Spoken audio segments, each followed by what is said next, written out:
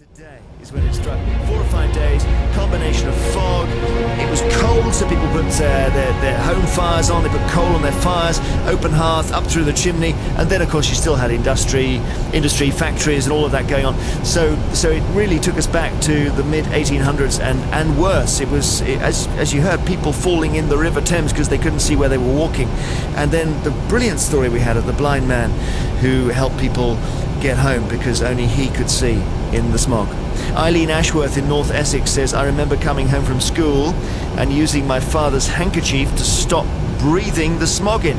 It was terrible. I remember the buses crawling along the road with the conductors out in front guiding them along.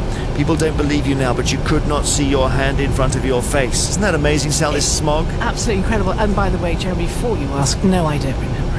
No, I knew you didn't. You were minus 10. Minus 10. No, you and I were both born in the mid-60s. John Swift in Milton Keynes says, my abiding memory of the London smog of 1952 was the silence. You could see a bus coming before you could hear it.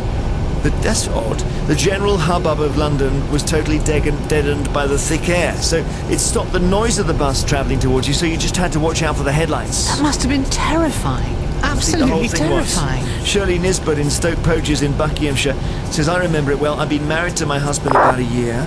The night of the smog we went to a dance. It was so thick I had to get out of the car on the way home and walk in front of the car to direct my husband, as he couldn't, he didn't do it, did he, of course? As he couldn't see from behind the wheel. Luckily, we both made it home okay, and we've been married for over 60 years now. Yeah, but it must have been scary, that too, gosh. Yeah, what, being married for 60 years? Well, something I've never managed to achieve myself. No. Joan McGilbert in Kirkby Lonsdale, Lake District. I was 8 years old during the Great Smog. I found it quite exciting because it was so strange. My mother was very worried about us and made us put a hanky over our mouths.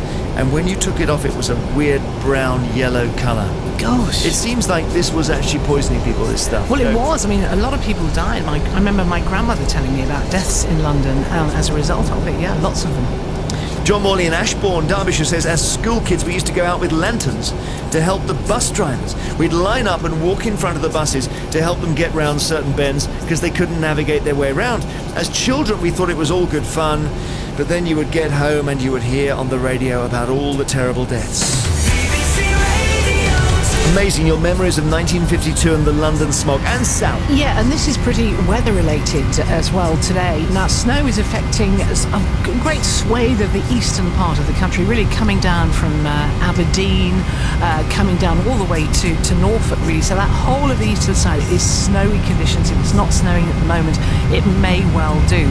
So if you're driving, take all those conditions into account. In the Highlands of Scotland, ice is affecting some roads. The Duke's Pass, the A821, that's still shut between Aberdare and Briggate Turk. The A890 is affecting the stretch between Strathcarron and Strong Ferry. And we've got snow too, causing problems on the A97.